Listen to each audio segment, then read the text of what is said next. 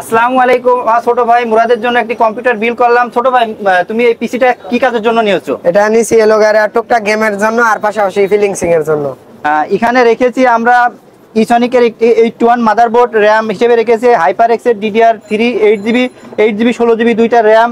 এখানে অসাধারণ একটি ম্যাক্স গ্রিনের কেস রেখেছি। USB 2 বাটন আছে। এটি এক কথায় 15,000 টাকার ভিতরে একটি অসাধারণ কম্পিউটার বলতে পারেন। দুইটি র্যাম লাগানো আছে, 8 16GB, তো এই কারণে আপনারা ইজিভাবে গেমগুলো খেলতে পারবেন। আর কম বাজেটের ভিতরে এক কথায় বলতে গেলে এইটাই একটা সেরা প্যাকেজ মনে করতে পারেন।